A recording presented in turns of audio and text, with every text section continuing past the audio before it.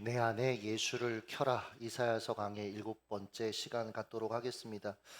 사이판 북부 만세 절벽, 제가 여기 가서 너무 좋아서 우리 예전 일인데 우리 리더 그룹들 데리고 사이판 다시 한번 가서 이거 이렇게 보여주고 했었는데, 그 만세 절벽을 한밤중에 가면 이걸로도 표현이 안 되는데 별이 정말 쏟아질 것 같은 아름다운 장관이 펼쳐지는 곳으로 이곳이 굉장히 유명합니다. 아내가 처음에 저한테 이곳을 가자고 했을 때 저는 시골 사람이잖아요. 그러니까 어렸을 때부터 별을 보면서 자랐단 말이에요. 그러니까 시골 사람들은 이렇게 산에 가자 이런 거 별로 안 좋아합니다. 보는 게 항상 산이었고, 그렇잖아요. 뒷산 계속 뛰놀았고, 그리고 뭐 별 너무 많으니까 뭐 그런 거 김천에서도 볼 수 있다 투덜거리면서 제가 안 가려고 그랬거든요. 네, 막상 딱 가봤더니 와, 정말 아까 그 사진보다 더 아름다운 별들이 막 반짝반짝거리는데, 제가 그 아름다움에 매료되어서 막 우와 우와 우와를 연발하다가 나중에는 그냥 들어 누웠어요. 그 자리에 아무것도 안 되고 누워서 계속 보고 싶어서. 그리고 다음번에 방문했을 때 거기가 공동묘지였다라는 걸 제가 이제 발견하게 됐었는데, 당시에 이런 생각이 들었습니다. 왜 김천에서는 내가 이렇게 많은 별들을 보지 못했지? 그렇잖아요, 여러분. 하늘을 보면 많은 별들이 보이지 않잖아요.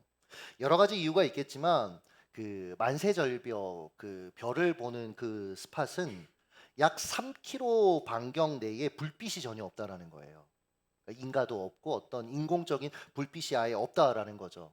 그러니까 여러분, 우리가 진짜 빛, 우리가 별빛을 보지 못하는 이유는 뭐예요? 가짜 빛들이 너무 많아서 그래요. 사실은 우리가 뭐 24시간 사실 불이 안 꺼지는 그런 시대를 우리가 살아가고 있는데, 그러니까 여러분 우리가 하늘의 별들을 잘 보지 못한다라는 거죠. 이와 유사한 맥락에서 키르케고르라는 학자가, 철학자가 이런 말을 했어요. 하루는 이렇게 마차를 타고 밤길을 여행하던 중인데, 이 사람이 이제 혼잣말로 이렇게 말합니다. 마차에 켜놓은 저 등불 때문에 아름다운 밤하늘의 별을 볼 수 없구나. 여러분, 인공적인 빛 때문에 진짜 빛을 보지 못하는 경우가 인생에 너무 많다라는 어떤 철학자의 통찰이죠. 이 땅에는 여러분, 빛이 필요한 곳, 그러니까 우리가 밝혀야 될 영역들이 굉장히 많은 것 같습니다. 뭐 관계 안에서의 어두움도 있죠, 그렇죠?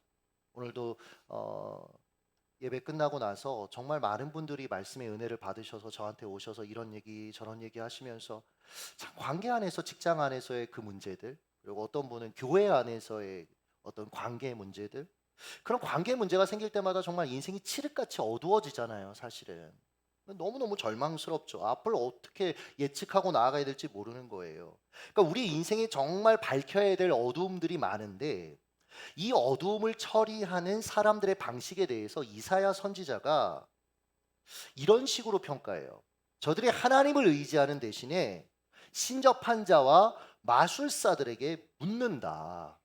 그 결과 이사야 8장 22절 같이 한번 우리 읽겠습니다. 시작. 땅을 굽어 보아도 환난과 흑암과 고통의 흑암뿐이리니 네. 그 땅을 굽어보아도 그렇게 사람들이 노력하지만, 여러 가지 방법들을 사용하지만 결국은 여전히 칠흑 같은 어둠이다. 인생의 문제가 해결되지 않는다. 여러분, 생각해 보면 사람들이 세상을 바로잡으려고, 자기 인생을 잘 살아보려고 여러 가지 방법으로 나름의 땅을 굽어보는 행동들을 합니다. 뭐 전문가들, 소위 전문가들, 그들을 의지하기도 하고, 신비주의자들, 뭐 학자들, 종교에 의지하기도 하고 여러 가지 해법들을 찾는 거죠. 2018년 기준 우리나라 점술 시장, 점 보는 거 있죠. 연간 4조 원 정도의 시장이래요. 여러분, 이게 우리가 뭐 4조 이러면 별로 감이 안 와서 안 놀래는데, 2017년 영화 산업 시장 규모가 2조 3천억 원 정도였어요. 그러니까 여러분, 과장하면 2배 정도 되는 거죠. 그러니까 정말 많은 사람들이 점을 보는 겁니다. 최근에 들어서는 AI를 활용한 점술 플랫폼이 계속해서 점차 확산되고 있고, 여기에 이제 뛰어드는 스타트업들이 굉장히 많더라고요. 점술 중계를 통해 약 1조 4천억 원의 시장 잠식을 예상한다. 그걸 보고 지금 이제 AI가 점술 시장에도 뛰어들고 있어요. 이 점술 플랫폼 시장에 뛰어든 한 개발자의 인터뷰를 제가 이렇게 읽어봤는데, 이렇게 얘기하더라고요. 점술 운세를 미신으로만 보지 말고 미래 불안감 해소라는 가치에 주목해달라. 그러니까 여러분 사람들이 점 보는 이유가 뭐예요? 나는 무당이 너무 좋아요. 이런 게 아니라 나름대로 내 인생의 어떤 불안감을 해소해 보려고. 그러니까 그건 잘 본 거죠. 근데 여러분 그렇게 한다고 불안감이 해소됩니까? 인생의 문제가 해결되냐라는 거죠. 뭐 그 외에도 여러 가지 방법으로 내 인생의 어둠의 그 어둠들을 밝혀보려고 사람들이 시도하는 거예요. 어떤 사람들은 뭐 정부, 그러니까 정치 세력. 여러분 우리나라가 이 양극화 굉장히 심하잖아요. 이 정치적인 반목도 너무 심하고. 근데 이제 선거철만 되면 이제 또 시작될 겁니다, 내년에. 그러니까 마치 그 정당이 우리나라의 문제를 해결할 것이다라고 그들도 얘기하고 서로 또 그러면서 서로 얘기하고 그래서 아빠하고 자식하고 같이 어디 정당을 지지하는지 얘기할 수 없는 이런 말하면 서로 싸우게 되는 왜요? 거기에 나름대로 기대를 거는 거예요, 사람들이. 내 인생의 문제를 해결해 줄 어떤 해법이라고 생각을 한다라는 거죠. 또 어떤 사람들은 날로 발전하는 어떤 과학 기술, 첨단 기술 이런 것들이 직면한 문제들을 뭐 해결해 줄 것이다라고 사람들이 생각을 한단 말이에요. 여러분 보십시오. 형태는 다르지만 공통점이 하나 있습니다. 공통된 기대가 있습니다. 이 암울한 현실, 이 문제들 나의 힘으로 어떻게 할 수 없는 것들을 인간의 노력과 인간의 지능과 인간의 혁신으로 결국 타개할 수 있어. 우리가 할 수 있어. 이렇게 여러분 사람들이 생각하는 거예요. 그런데 여러분 제가 가끔 그런 생각을 해요. 저도 마찬가지인데 그 잘난 전문가 집단 알아볼 수 없는 수많은 통계로 막 미래를 예측하잖아요. 이 통계를 보면 정신을 못 차리겠어요. 그래서 그분들이 정책도 세우고 뭐 이것저것 대안들을 마련하는데 맞는 게 거의 없어요. 여러분, 그들이 정말 예측을 정확하게 할 수 있다면 예측하는 직업을 갖고 있지 않죠. 그 예측을 이용해서 엄청난 기회들을 자신이 누리고 있겠죠. 20세기 후반 체코 공화국의 초대 대통령을 지낸 바칠라프 하벨의 진단이 저는 옳다라고 생각을 해요. 이렇게 얘기했습니다. 인류가 추구하는 행복한 삶은 자기 힘과 애씀으로 획득할 수 없다. 민주주의로도 부족하다. 하나님께로 돌아서서 그분을 구해야만 한다. 막 아멘이 나오더라고요. 덧붙여서 이렇게 얘기했습니다. 자신이 신이 아님을 인류가 늘 망각하고 있다. 동의되십니까, 여러분들?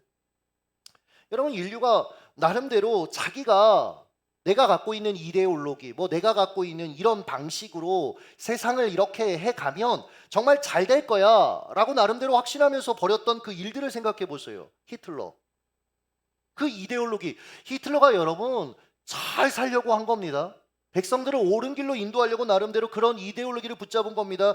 근데 그 결과가 무엇이에요? 유대인 600만 명을 가스실에서 잔혹하게 여러분 학살했어요. 그러니까 여러분 이런 결과물들을 통해 보건대 이사야의 관점을 빌리자면 인간의 자원과 땅만 굽어보는 그 행위를 통해서는 흑암의 문제가 해결이 안 되고 더 짙어진다는 거예요. 그러니까 여러분 자꾸 내 생각으로 인생을 살려고 하시면 안 됩니다, 여러분. 내 방법으로 자꾸 인생의 문제를 해결하려면 더 어두움은 짙어진다라는 거예요. 그래서 여러분 우리가 이제 믿는 예수 그리스도 우리 기독교는 우리가 최대한 애쓰면 문제를 해결할 수 있다는 그런 낙관론을 여러분 우리가 배격합니다. 동의하지 않습니다. 물론 그러니 아무 대책이 없다라는 비관론에도 우리는 동의하지 않습니다. 우리에게는 여러분 다른 관점이 있어요. 이사야 9장 2절 같이 한번 읽습니다. 읽겠습니다. 9장 2절 시작. 사망의 그늘진 땅에 거주하던 자에게 빛이 비치도다. 자, 그 어둠의 세상 가운데 빛이 비쳤다라고 이사야 선지자가 이야기합니다. 즉 우리의 흑암의 문제는 우리 안에서 해결할 수 있는 게 아니라 외부로부터 문제 해결이 가능하다라고 얘기하고 있는 거예요. 근데 그것이 빛이다라고 이야기하고 있습니다. 그럼 이 빛은 어떤 방식으로 우리에게 주어졌는가? 이사야 9장 6절 한 아이가 우리에게 낳고 한 아이가 우리에게 낳다 갑자기 빛 얘기하다. 여러분 뭐 여기 수요기도에 나올 정도면 이미 아시죠, 그렇죠? 누굴 말하는지 대충 아실 겁니다. 흔히 알잖아, 그렇지? 요한복음 8장 12절 같이 읽습니다. 시작. 예수께서 또 말씀하여 이르시되 나는 세상의 빛이니. 네, 여러분 그 빛은 누구예요? 예수 그리스도, 예수 그리스도. 한번 저를 따라해 보시겠습니다. 예수님은 예수님은 세상의 빛입니다. 세상의 빛입니다. 사랑하는 여러분, 우리의 삶에 일어나는 그 수많은 문제들, 그 어둠이라고 표현할 수밖에 없는, 혼돈이라고, 흑암이라고 표현할 수밖에 없는, 공허함이라고 표현할 수밖에 없는, 정말 너무나 힘든 갈등이라고 표현할 수밖에 없는 그 모든 문제들이요, 사실 빛의 부재 때문에 일어나는 파생되는 문제들이다라는 거예요. 이렇게 설명해 보겠습니다. 지금 이곳에 이제 불이 다 꺼져서 앞을 볼 수 없을 정도로 이제 어두워졌다라고 가정을 하겠습니다. 해결 방법이 뭡니까? 다시 불을 켜는 거예요. 그러니까 여러분, 어둠은 실체가 없는 겁니다. 빛이 있으면 여러분 사라지는 거예요. 그러니까 여러분, 우리가 다른 것들로 어떻게 이 어두움을 해결할까가 아니라 빛을 켜면 된다라는 거예요. 그러면 어두움은 사라진다라는 것이 성경의 논리다라는 거죠. 여러분, 이렇게 말씀드릴게요. 인생의 이 땅의 모든 문제들이 해결되려면 바로 그 영역에 예수가 오셔야 됩니다. 예수가 다스리셔야 된다라는 거예요. 여러분, 이것을 위해 저와 여러분을 부르신 겁니다. 우리를 부르신 그 삶의 자리에서 예수를 켜라고요. 예수의 방식으로 살아가라고요. 예수의 마음을 구하라고요. 여러분, 거기부터 우리의 인생을 시작하는 겁니다. 예를 들어 보겠습니다. 인간관계 속에 일어나는 여러 가지 어두움들이 있습니다. 어떤 문제에 대해서 서로 막 남 탓을 하는 거예요. 문제 해결 안 됩니다. 관계가 더 어려워지죠. 저는 항상 얘기하는데, 갈등이 있으면 제3자를 절대 끌어들이면 안 돼요. 그러니까 부모님들은 자식한테 막 아빠 욕하고 엄마 욕하고 그러시면 안 됩니다. 그럼 이게 점점 커져요, 사실은. 그러니까 정말 하나님 앞에서 좀 해결해야 되는데, 그러지 않으면 이제 결국 이게 관계가 다 무너지는 거죠. 그런데 그 남 탓하는 사람에게 어느 날 기도하는 가운데 예수님이 임하시는 겁니다. 빛이 임하는 거예요. 여러분, 빛의 중요한 기능 중에 하나가 뭐냐면 자기 점검을 가능케 하는 거예요. 빛이 밝게 비치면 그럼 내 손이 너무 더럽다는 걸 그때 깨닫는 거죠. 깨끗한 줄 알았는데 딱 빛에서 보니까 내 손이 더럽네? 마찬가지입니다. 예수께서, 빛이신 예수께서 우리에게 비춰질 때 그 빛이 나를 점검하고 내가 무엇이 지금 잘못되었는지를 깨닫고 회개하게 만드는 거예요. 여러분, 우리가 건강하게 살아간다라는 건 여러분 회개의 자리로 항상 나아가는 겁니다. 단, 회개에서 끝나지 않아요. 예수께서 우리의 죄를 용서하셨음을 알고 자유함으로 살아가는 겁니다.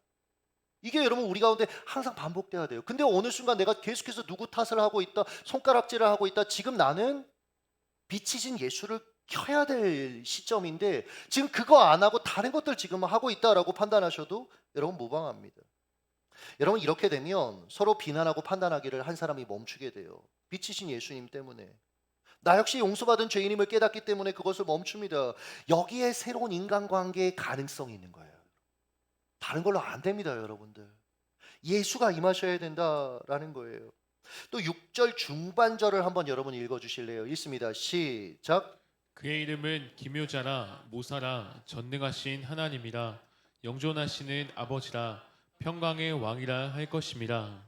자, 예수님의 이름을 나열했는데 수식하는 이름들을 전능하신 하나님, 영존하시는 아버지, 이건 오직 하나님께만 할 수 있는 칭호인데 예수님께 사용했단 말이에요.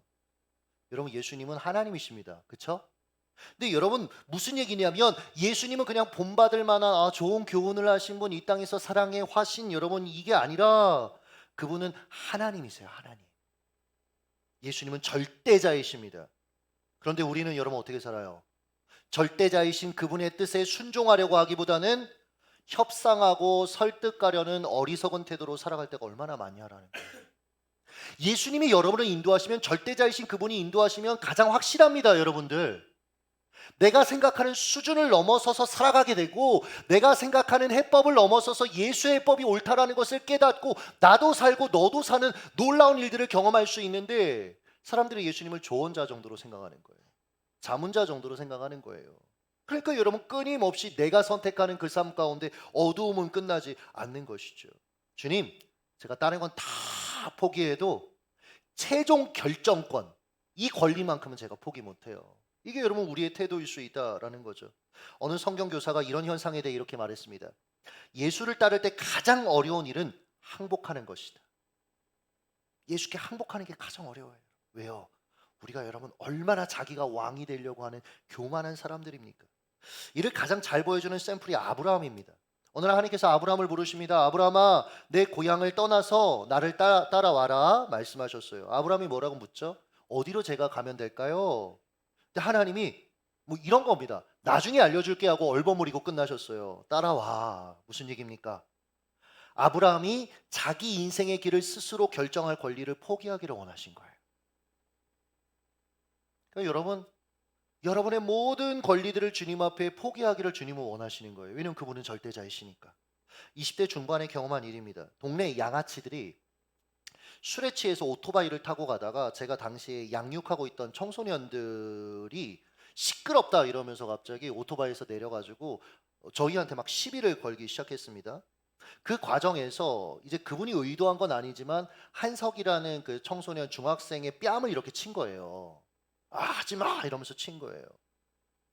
제가 그때 너무 혈기가 있는 나이잖아요. 그래서 저도 눈이 돌아가더라고요. 아이가 맞는 걸 보니까. 그래서 제가 막 싸우려고 하고 또 아이들이 막 저를 말리고 그러면서 야, 내가 이게 전사한데 그래도 이렇게 하는 건 아니지 않나. 그래서 결국 일단락되고 그분들 보냈습니다. 뭐 술 취한 분들이었으니까. 분이 안 풀리는 거예요. 감히 내가 아끼는 애들을 그렇게 때렸어? 그래서 교회 지하실에 제가 가서 뭐 하려고 갔을까요? 지하실에 강목을, 제가 있는 거 알았거든요. 강목을 들고 그리고 제가 이렇게 찾아다녔어요. 니들 오늘 내 눈에 띄면 가만 안 둬. 그러고 막 정말 이상한 사람처럼 그걸 들고 막 다녀. 그 동네 사람도 놀랬을 것 같아요. 근데 한석이한테 그때 전화가 왔어요. 그래서 제가 한석아 많이 아프지? 전사님이 그때 그 상황을 어떻게 잘 못해서 너무 미안하다 했더니 한석이의 말이 지금도 잊혀지지 않아요. 이렇게 얘기했어요. 전사님 저는 괜찮아요. 저는 예수님께 이 땅에서 상처받을 권리를 이미 내려놓았거든요. 제 충격이었습니다. 당시 제가 아이들과 함께 스터디하던 책이 그리스도인의 권리 포기라는 얇은 책자였거든요. 근데 목차를 좀 읽어드릴게요. 사회적 안정감을 포기하라. 스스로 대가품하는 것을 포기하라. 여기 있어요. 얘는 이걸 기억하고 있는 거예요. 예수님의 권리 포기는 무엇인가? 세상 풍속을 따를 권리를 포기하라. 자존심을 지키는 권리, 사랑받고 인정받고 감사받는 권리, 자기 영광을 취할 권리, 왕국을 만들어 군림할 권리를 예수님 포기하셨다. 제자들의 권리 포기는 무엇인가? 불평불만하는 권리. 여러분 우리가 이것도 권리예요. 이것도 여러분 예수 때문에 포기하는 겁니다. 믿는 사람들이. 건의하거나 간섭할 권리, 비판이나 험담할 권리, 소외되었을 때 반발할 권리, 상처받고 떠나는 권리. 그러니까 아이는 이걸 기억하고 이걸 삶 가운데 믿음으로 고백한 거예요. 그러니까 여러분 정말 신앙의 스승은 말씀을 삶으로 살아내는 사람입니다. 목사가 아니에요.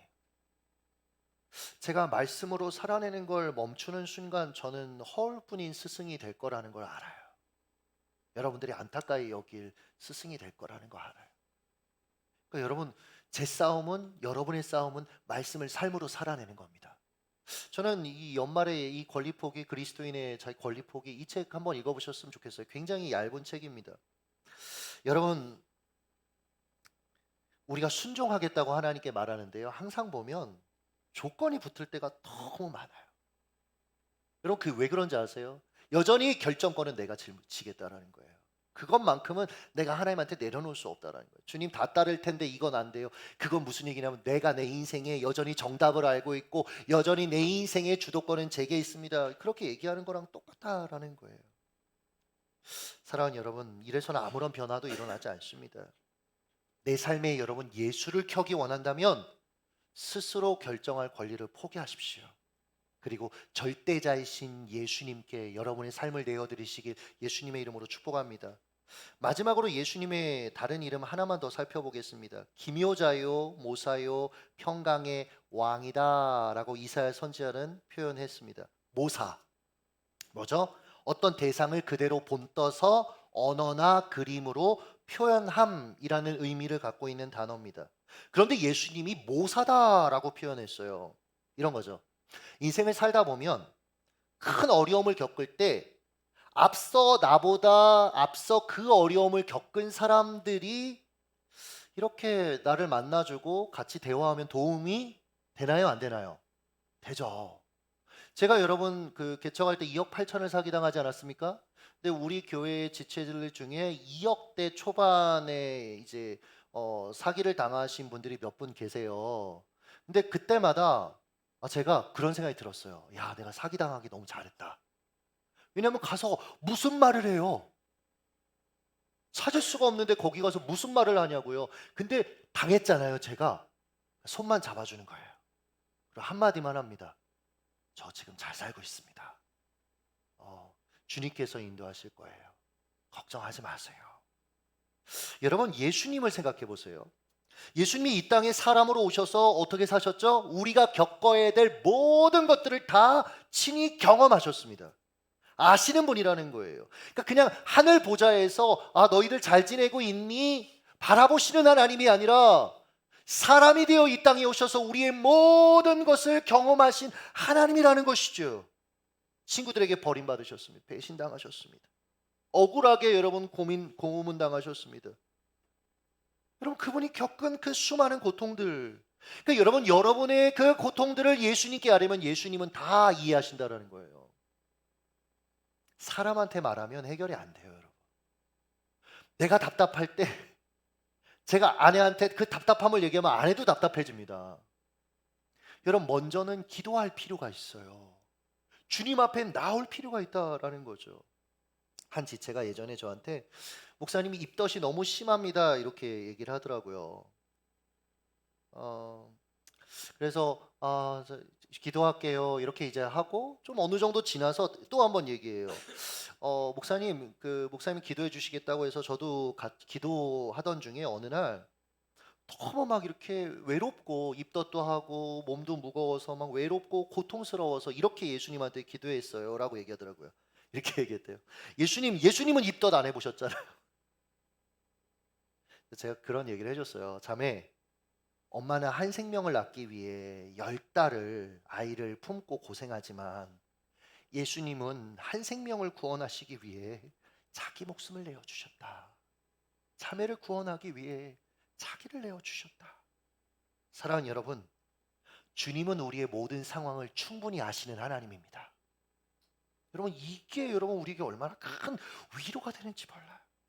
그래서 여러분, 믿음의 선배들이 저는 아직도 기억나요. 그 권사님들 펑펑 울면서 불렀던, 기도원 같은 데 가면 방석에 북치면서 불렀던 괴로울 때 주님의 얼굴 보라, 평화의 주님 바라보아라, 세상에서 시달린 친구들아,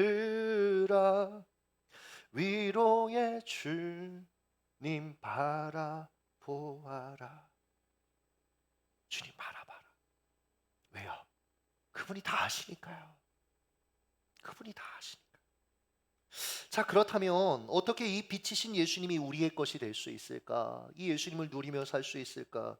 본문 6절을 다시 보시면 한 아이가 우리에게 낳고라고 하고 끝나지 않았어요. 그 다음 뭐라고 얘기했죠? 한 아들을 우리에게 주신 바 되었는데 라고 설명합니다. 무슨 얘기냐면 하나님께서 선물로 예수님을 우리에게 주셨어요. 그럼 우리가 할 일이 있어요. 뭐죠? 그 선물을 받으면 돼요. 받으면 돼요. 근데 여러분, 이게 간단할 것 같지만 쉽지 않습니다. 어떤 선물은 이게 쉽게 수용이 안 되는 선물들이 있어요. 예를 들어서 우리 자매님들, 친구가 선물을 줬어요. 그래서 딱 열어봤더니 책인데 뭐 다이어트에 관련된 책이었던 거예요. 기분이 어떨 것 같아요? 친구가 나를 정말 생각하고 기도하는구나 이러시겠어요? 딱 또 펴봤어요. 그랬더니 이기적인 성향을 극복하는 비결 뭐 이런 게 있는 거예요. 오만 가지 생각이 다 들죠. 우리가 이 책들을 선물로 여러분 인정하고 받아들이고 기뻐하고 그것들을 활용하려면 내가 이기적이고 뚱뚱하다라는 것을 인정해야 돼요. 그러자면 이걸 받을 수가 없는 거죠. 마찬가지입니다. 우리가 예수님을 정말 선물로 받아들이려면 나는 악한 죄인이라는 것과 이런 내 절망적인 상태를 내 힘과 노력으로 해결할 수 없고 따라서 하나님의 아들의 죽음이 아니고서는 그 무엇으로도 나를 구원할 수 없다는 걸 인정해야 되는 거예요.